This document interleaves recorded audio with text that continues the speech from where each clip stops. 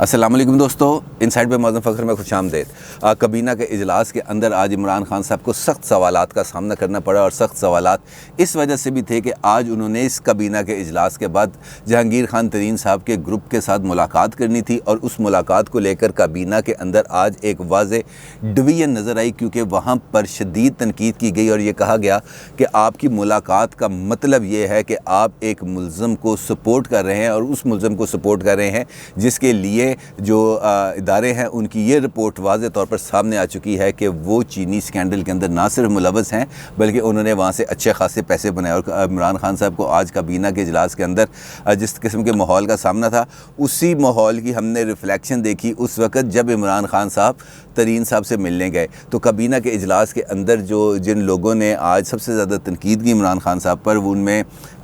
शाह महमूद कुरैशी साहब और अली अमीन गंडापुर सर फहरिस्त हैं। इसके अलावा दीगर वज़रा ने भी खासी तनकीद की और आज शेख रशीद साहब और शहजाद अकबर साहब को भी सख्त तनकीद का सामना करना पड़ा। आज शाह महमूद कुरैशी साहब का आज ये कहना था कि आपको तरीन ग्रुप से नहीं मिलना चाहिए, क्योंकि तरीन ग्रुप से मिलने का मतलब ये है कि अगर उनको अदालतों से जेन्युइनली भी किसी भी किस्म का रिलीफ मिला तो उसके बाद ये अपोजिशन को ये कहने का मौका मिलेगा और राय अम्मा ये डेवलप होगी कि हुकूमत की वजह से ही इदारों ने तरीन साहब के ऊपर हाथ को हल्का रखा, उनके मुकदमे की अच्छे तरीके से पैरवी नहीं की, जिसकी वजह से उनको अदालत से रिलीफ मिला। तो आपको इस मौके पर किसी भी तरीके से जहांगीर खान तरीन साहब से नहीं मिलना चाहिए। अली अमीन गंडापुर का भी ये कहना था कि आपकी मुलाकात से वाज़े तौर पर यह पैगाम जाएगा और कतई तौर पर यह पैगाम जाएगा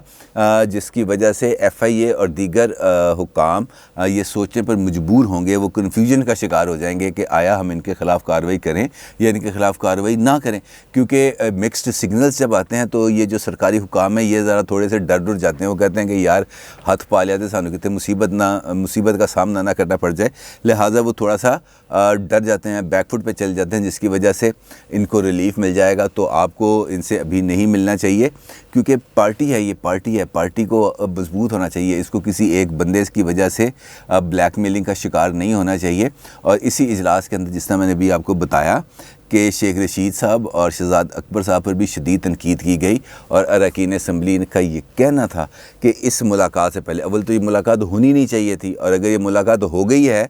तो इस मुलाकात से पहले जो शुगर कमीशन का जो बंदा लीड कर रहा था उसको हटाने से बहुत ही ज़्यादा नेगेटिव मैसेज आया है। डॉक्टर रिजवान को हटाने का मतलब लोग ये ले रहे हैं कि हुकूमत की, इमरान खान साहब की जहांगीर तरीन साहब के साथ कोई डील होगी, और अगर कोई ऐसा मामला है तो आप हमें खुल के बताएं, ताकि उसके बाद फिर हम भी जो है वो इसी किस्म का कोई मौक़िफ़ ना ले सकें। क्योंकि शहजाद अकबर साहब तो खैर हैं ही अनइलेक्टेड आदमी हैं,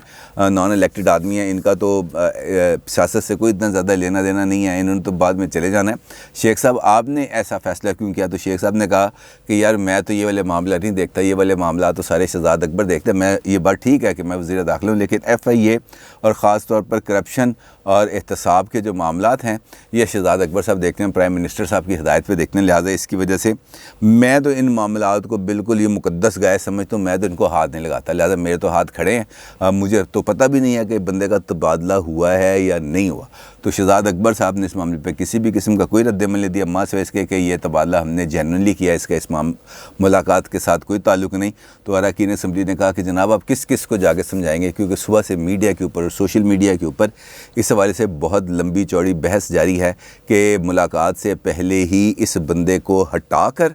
जहांगीर तरीन साहब को रिलीफ़ दिया गया, बल्कि ना सिर्फ जहांगीर तरीन साहब को रिलीफ़ दिया गया बल्कि खुसरो बख्तियार साहब को भी रिलीफ़ दिया गया, क्योंकि मीडिया रिपोर्ट्स के मुताबिक जो डॉक्टर रिजवान हैं वो समन करने लगे थे खुसरो बख्तियार साहब को। तो ये बड़े नेगेटिव वाइब्स आई हैं। तो जिस पर प्राइम मिनिस्टर ने ये कहा अरकान असम्बली को, कहा जी आप तसल्ली रखें, मैं किसी भी किस्म का कोई कॉम्प्रोमाइज़ नहीं करूँगा, एहतसाब पर किसी किस्म का समझौता नहीं होगा, मैं तो अपने अरकान असम्बली से मिल रहा हूँ, किसी मुल्ज़म से नहीं मिल रहा। ये प्राइम मिनिस्टर ने काबीना के इजलास में कहा, उन्होंने कहा जी मैं किसी मुल्ज़म से नहीं मिल रहा, हुकूमती अरकान असम्बली, मेरी पार्टी के जो अरकान असम्बली हैं उनके सामने अपना मौक़िफ़ रखना चाहता हूँ, और उसके बाद उनकी मर्ज़ी है कि वो हुकूमती मौक़िफ़ को समझें या ना समझें। अगर वो हुकूमती मौक़िफ़ सुनने के बाद भी तरीन साहब के साथ रहना चाहते हैं تو ان کی مرضی، میں ان کو نہیں روکوں گا، لیکن اب چونکہ ان کو میں نے بلا لیا تو ان سے ملنے میں کوئی حرج نہیں ہے۔ تو اس ملاقات، اس کابینہ کے اجلاس کے اندر بھی خان صاحب کو اس حوالے سے خاصی ریزنمنٹ کا سامنا کرنا پڑا، اور میرا خیال ہے کہ یہ جینوئن ریزنمنٹ تھی، کیونکہ یہ بات میں آپ کو پہلے بھی کئی مرتبہ بتا چکا ہوں کہ ترین صاحب کو لے کر پی ٹی آئی کے اندر واضح طور پر دو گروپ ہمیں نظر آ رہے ہیں۔ ایک تو ترین صاحب کا اپنا گروپ ہے جو پنجاب کے اندر ہے، دوسرا میں نے آپ کو بتایا تھا کے پی کے کا گروپ ہے جو تقریباً 20 اراکین اسمبلی پر مشتمل ہے، اور اس کے اندر ایک وفاقی وزیر علی امین گنڈا پور تو خود میڈیا پر آ کے بھی اس بات کا اظہار کر چکے ہیں۔ تو ترین صاحب کی حمایت کرنا بھی عمران صاحب کے لیے بہت زیادہ ٹرکی سچویشن کو کریٹ کرے گا، اور ان کی حمایت نہ کرنا بھی ان کے اقتدار کے لیے بہت بڑا خطرہ بن جائے گا۔ تو اس مائنڈ سیٹ اور اس ملاقات کے اثرات کو لے کر عمران خان صاحب گئے ہیں جہانگیر ترین کے گروپ سے ملنے، اور وہاں پر جا کے انہوں نے تھوڑا سا سخت موقف اختیار کیا۔ جہانگیر ترین گروپ نے ان کے سامنے اپنے مطالبات رکھے۔ سب سے پہلا ان کا یہ مطالبہ تھا کہ جہانگیر ترین صاحب کے خلاف جو مقدمات ہیں، جو انکوائریز ہیں، اس کی تحقیقات کے لیے آپ ایک انڈیپینڈنٹ جوڈیشل کمیشن بنائیں، اور انہوں نے اس کمیشن کے لیے 3 لوگوں کے نام لیے۔ انہوں نے جسٹس تصدق صاحب کا نام لیا، انہوں نے جسٹس ناصر الملک صاحب کا نام لیا، اور اس کے بعد انہوں نے جسٹس ساحر کا نام لیا کہ ان تینوں ججوں میں سے، ان تینوں معزز جج صاحبان میں سے اب کسی بھی جج صاحب کی ذمہ داری لگائیں اور ان کے انکوائری کمیشن بنائیں، اور جہانگیر ترین صاحب کے مقدمات کی وہ لوگ اس کو دیکھیں کہ وہ درست ہیں یا غلط ہیں۔ تو اس پر تو عمران خان صاحب نے کہہ دیا کہ جناب کوئی کمیشن نہیں بنے گا، ہمارے عدالتی نظام کے مطابق ہی یہ کام چلے گا، کسی قسم کا کوئی کمیشن نہیں بنے گا، کیونکہ اگر اس معاملے پر میں نے کمیشن بنا دیا تو مجھے کئی اور معاملات پر بھی کمیشن بنانے پڑیں گے، لہٰذا کسی قسم کا کوئی کمیشن نہیں بنے گا۔ دوسرا جو ان کا مطالبہ تھا، جو ترین صاحب کے گروپ کا تھا، ان کا یہ تھا کہ شہزاد اکبر صاحب کو اس سارے معاملے سے الگ کر دیا جائے۔ تو عمران خان صاحب نے نہ اس پر ہاں کی ہے اور نہ اس پر نہ کی ہے۔ انہوں نے اس سوال کا جواب صرف ان الفاظ میں دیا کہ آپ مجھ پر اعتبار رکھیں، انصاف ہوگا، کسی کے ساتھ کوئی زیادتی نہیں ہوگی، اگر کوئی گنہگار ہے تو اس کو سزا ملے گی، اگر کوئی بے گناہ ہے تو اس کے خلاف کوئی کارروائی نہیں کی جائے گی، اس کی عزت و آبرو پہ کوئی کسی قسم کا کوئی کمپرومائز نہیں ہوگا۔ البتہ جہانگیر ترین اگر ذمہ دار نکلا تو پھر سخت ترین کارروائی ہوگی، اس میں کسی بھی قسم کی کوئی نہیں ہوگا۔ وزیر اعظم نے یہ بھی واضح کیا کہ ساری کارروائی بلا امتیاز ہوگی۔ اگر کسی کا خیال ہے، انہوں نے جہانگیر ترین کے گروپ کے سامنے بیٹھ کے کہا کہ اگر کسی کا یہ خیال ہے کہ دباؤ میں آ کر تحقیقات روک دوں گا تو وہ بڑی غلطی کا شکار ہے۔ تو اراکین اسمبلی جو وہاں پہ موجود تھے، انہوں نے کہا کہ آپ ہم ہر روز تو آ کے آپ سے ڈے بائی ڈے افیئرس پر تو آ کے آپ سے نہیں مل سکتے، تو کیا ہم براہ راست کس طریقے سے آپ تک اپنا موقف پہنچا سکتے ہیں؟ تو انہوں نے بیرسٹر علی ظفر کی ذمہ داری لگائی، اور انہوں نے کہا کہ یہ میرے فوکل پرسن ہے، آپ کو جو بھی اور کسی بھی قسم کے معاملات کے بارے میں کوئی بات کرنی ہے تو آپ علی ظفر سے کریں، علی ظفر مجھ تک پہنچا دیں گے، اور میری طرف سے بھی جو جواب ہے وہ آپ تک پہنچائیں گے علی ظفر صاحب۔ اور اس کے ساتھ ساتھ اس گروپ کا یہ بھی کہنا تھا کہ جناب یہ جو مقدمات FIR نے درج کیے ہیں یہ غلط ہیں، تو ان کا جائزہ لیا جائے۔ تو عمران خان صاحب نے علی ظفر صاحب کی ڈیوٹی لگائی ہے کہ یہ وہ مقدمہ دیکھیں اور پھر وہ عمران صاحب کو اس کی بریفنگ دیں کہ یہ کیا ہو سکتا ہے اور کیا نہیں ہو سکتا۔ جبکہ اس ملاقات کے بعد جو جہانگیر ترین گروپ ہے اس نے تو بڑے شادیانے بجائے ہیں۔ راجہ ریاض صاحب آئے ہیں میڈیا پر، نذیر چوہان صاحب آئے ہیں میڈیا پر، اور دیگر اراکین اسمبلی آئے ہیں میڈیا پر۔ انہوں نے تو آگے کہا کہ جناب عمران خان صاحب نے ہماری سب باتیں مان لی ہیں، اب ہر طرف سے راوی چین ہی چین لکھ رہا ہے۔ انہوں نے وزیر اعظم نے کہا ہے کہ کسی بھی قسم کا کوئی جو ہے وہ ہم آپ کو لیٹ ڈاؤن نہیں ہونے دیں گے، ہم آپ کو مکمل طور پر سپورٹ کریں گے۔ انہوں نے کہا جی مجھے اپنے کپتان پر اعتماد ہے، وہ ہمارے ساتھ انصاف کریں گے۔ یہ تو اب آگئی جہانگیر ترین کی بات، اور یہ آگئی آپ کے سامنے رکھ دی ہے اس اجلاس کی صورت ہے۔ لیکن اصل جو سارے معاملات کو جس نے ٹیکل کیا ہے، جو فارمولہ چلا ہے، وہ ہے سرور فارمولہ۔ آپ کو یاد ہے چند دن پہلے میں نے آپ کو سرور فارمولے کے بارے میں بڑی ڈیٹیل سے بتایا تھا کہ چودھری سرور صاحب جو گورنر پنجاب ہیں، انہوں نے ایک مصالحتی فارمولہ پرائم منسٹر کے ساتھ ڈسکس کیا تھا جب وہ آئے تھے لاہور، اور اس فارمولے کے تحت انہوں نے یہ کہا تھا کہ جو مقدمات ہیں وہ اپنی جگہ پر رہیں، لیکن پارٹی ڈسپلن کے اندر جو پارٹی معاملات ہیں اس کے اندر ہر ایک کو جو اس کا جائز مقام ہے وہ دیا جائے۔ اور اس کی پہ انہوں نے مثال دی تھی علیم خان صاحب کی اور سبطین خان صاحب کی کہ یہ دونوں نے بھی نیب کے مقدمات بھگتے ہیں، لیکن پارٹی کے اندر بھی یہ رہے، انہوں نے پارٹی کے اوپر کسی بھی قسم کی کوئی اعتراضات نہیں کیا، اور ان کے خاموش رہنے کی وجہ سے ہی پارٹی کو بھی سپیس ملی اور پارٹی کو اپنے احتساب کے نیریٹو کو بلڈ کرنے میں مدد ملی، اور اگر کسی جگہ پر ان کو ہماری سپورٹ کی ضرورت تھی تو ہم وہ سپورٹ بھی ان کو ایکسٹینڈ کر چکے ہیں۔ لہٰذا جہانگیر ترین صاحب سے جب وہ ملے تو انہوں نے اپنا یہی فارمولہ ان تک پہنچایا، ان سے کہا، ان سے درخواست کی کہ جناب تسی بھی چپ کر کے بیٹھو ذرا، آپ کا خاموش رہنا آپ کو فائدہ دے گا، نقصان نہیں۔ تو اس مشورے کے بعد جہانگیر ترین صاحب نے وہ جو اپنا گھر میں انہوں نے افطار ڈنر دینا تھا اراکین اسمبلی کو، وہ انہوں نے کر دیا مؤخر۔ لیکن جو میرے ذرائع ہیں وہ یہ بتا رہے ہیں کہ یہ کہانی ابھی ختم نہیں ہوئی،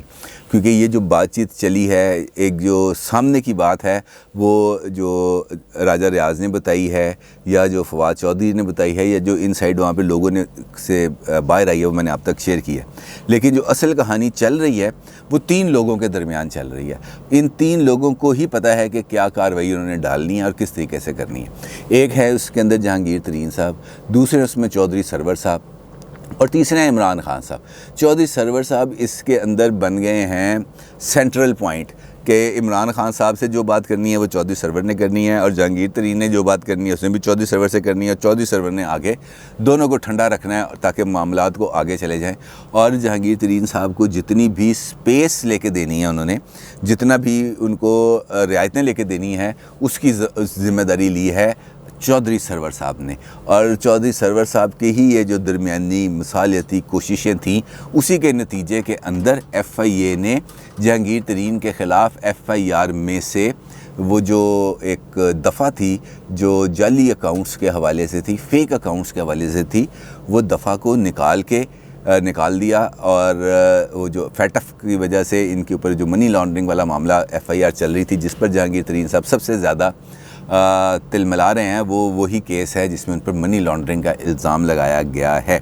کیونکہ باقی تو کارپوریٹ کرائمز ہیں نا، وہ تو چلیں گے، 20 سال چلیں گے، لیکن یہ جو دہشت گردی اور فیٹف قوانین کے تحت جو ایف آئی آر درج ہوئی ہیں منی لانڈرنگ والی، وہ ہے سنگین کارروائی، اور اس کی وجہ سے اندرون ملک بھی اور بیرون ملک بھی جہانگیر ترین صاحب اور ان کے کاروباروں کے لیے بہت زیادہ پرابلمز کریٹ ہوں گی، اور وہ نہیں چاہتے ان کے لیے پرابلم کریٹ ہوں۔ تو ان کے لیے جو آسانی پیدا کی ہے چودھری سرور صاحب نے، وہ سب سے زیادہ ان کے لیے فائدہ مند ہوگی مستقبل میں، کہ یہ دفعہ کا باہر نکلنا انفیکٹ منی لانڈرنگ کے پورے الزام کی روح کو کھینچ لے گا۔ کیونکہ منی لانڈرنگ کے جو ایف آئی اے کا کلیم ہے وہ یہی ہے کہ منی لانڈرنگ کے لیے فیک اکاؤنٹس کا استعمال کیا گیا۔ جب وہ فیک اکاؤنٹس والی بات ہی نکل جائے گی تو منی لانڈرنگ کا الزام کیسے ثابت ہوگا؟ تو وہ تو ثابت ہونے والا نہیں ہے اب، اگر ایف آئی اے اسی حالات کے اندر کام کرتی رہی۔ تو چودھری سرور صاحب کا جو فارمولہ ہے وہ تو خاصی حد تک ایویڈنٹ بھی ہے، سامنے نظر بھی آ رہا ہے، اور اس کی افادیت بھی ہمیں نظر آ رہی ہے کہ اب دونوں طرف سے کچھ تھوڑا بہت سیز فائر ہوا نظر آ رہا ہے، دونوں طرف سے لوگ خوش ہیں، راجہ ریاض بھی خوش ہیں، عمران خان صاحب بھی خوش ہیں، ان کی کابینہ بھی اب راضی بازی ہو جائے گی، دونوں یعنی کہ آپس میں مل بیٹھ کے آرام سکون سے زندگی کے باقی دن گزاریں گے، پہاڑوں پہ گانے وانے گائیں گے۔ لیکن یہ کہانی ابھی ختم نہیں ہو رہی۔ میری اطلاعات کے مطابق اصل میں اس میں جو ٹوسٹ آنا ہے وہ انہی رمضان کے آخری دنوں میں یا عید کے بعد آئے گا، جہاں سے یہ کہانی ایک نیا موڑ لے گی، اور اس کے بعد پھر جون کے اندر میک یا بریک کی سچویشن ڈیولپ ہوگی، کیونکہ اس کے بغیر یہ معاملہ آگے چلنا نہیں ہے۔ تو آج عمران خان صاحب نے کابینہ کے اجلاس میں بھی اور اراکین اسمبلی کے اجلاس میں بھی